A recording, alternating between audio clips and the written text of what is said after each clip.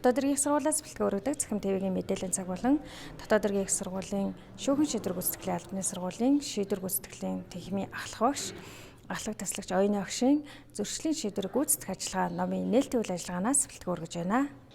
Дотоод иргэн их сургуулийн шүүхэн шийдвэр гүйцэтгэх албаны сургуулийн шийдвэр гүйцэтгэлийн техникийн багш, ахлах таслагч оюунагийн зөрчлийн шийдвэр гүйцэтгэх ажиллагаа номын нээлтийн үйл ажиллагаа их сургуулийн номын санд боллоо.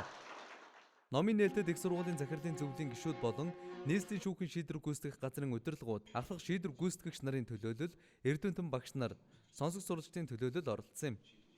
Миний би энэ сургуульд одоо багшлахаар ирснээс хойш бол нэлээдгүй бас номын хэрэглэгдэхүүн бас дутагдaltaй тал ажиглагдаж байсан.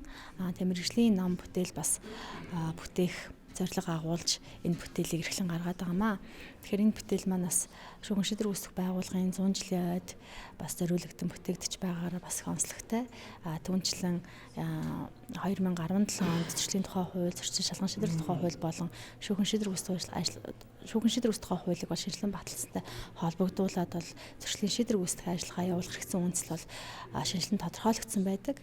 Энэ хүрээнд бол шүүхэн шийдвэр гүйцэтгэх ажиллагааг тэр дундаа зөрчлийн шийдвэр гүйцэтгэх ажиллагааг хэрхэн явуулах, ямар хэрэгцээ үндэслэлийг явуулах талаар энэ номонд бол нэлээдгүй тусгаж өгсөн. Шүүхэн шийдвэр гүйцэтгэх ажиллагаанд одоо тулгамдж байгаа асуудлыг зохицуулсан одоо сонсогч, суралцагч нэгжтэр ажиллаж байгаа албан хаагчдын асуудлыг одоо шийдвэрсэн юм сайхан ном болсон байгаа. За ийм цаг үе олсон ийм ном гаргасан оюуны багштай цаашдынх нь одоо эрдэмтэн ажилтны амжилт хүсье.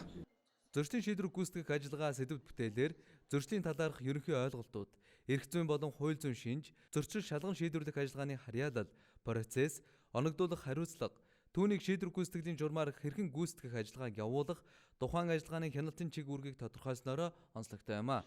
Түүнчлэн зөрчлийн шийдвэр гүйцэтгэх ажиллагааны онолын асуудлыг ажиллагааны дараалал, гүйцэтгэлийн явцад анхаарах асуудлын хамт нэгтгэн гаргасан нь сонсох суралцагч цаашлаад практик ажилтнуудын хувьд чухал хэрэглэгдэхүүн болж байна. Энэхүү бүтээлийг цагдаа, хөлийн алба, онцгой байдлын сургуулийн сонсох суралцагчид болон практик байгууллагын албан хаагч нарч албан хэрэгцээндээ ашиглах боломжтой.